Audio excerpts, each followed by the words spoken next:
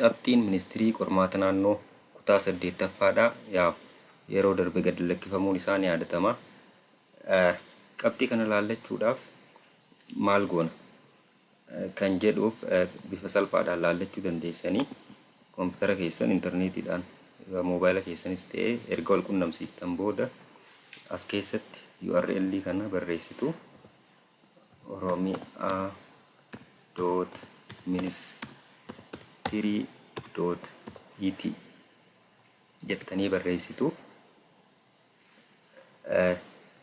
Erga kuni isinii dhufee booda kan isin irratti kilik gootan check result kan jedhu irratti kilik gootanii erga asirratti kilik gootaniin booda iddoo kanatti registration numberii yookaan lakkoofsa galmee isa jennu sana galchuudhaan search gootu jechuudha. Fakkeenya tokko fudhannee haa ilaallu. Registration numberiin kun isa digitii 7 yeroo qormaata fudhattan kan isiniif kenname dareetti seentanii qormaata fudhattanii fi kan achirratti barreessitanii wannoo gootan sanii jechuudha. Isa kana tokko fakkeenyaa fudhannee ilaalla. Digitii 7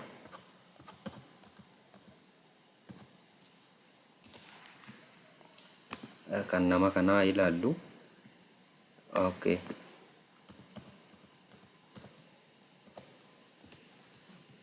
Isa kana ilaallu akkanatti fidaa.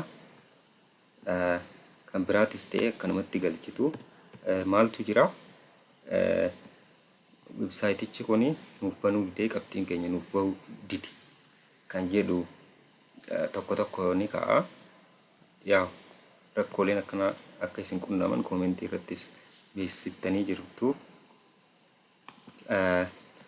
Websaayitii kana seenuudhaaf sababni tokkoffaan isiniif itti hojjechuu didu asirratti barreessitu. Namni tokko Google kanarratti barreessa, search engine irratti barreessa.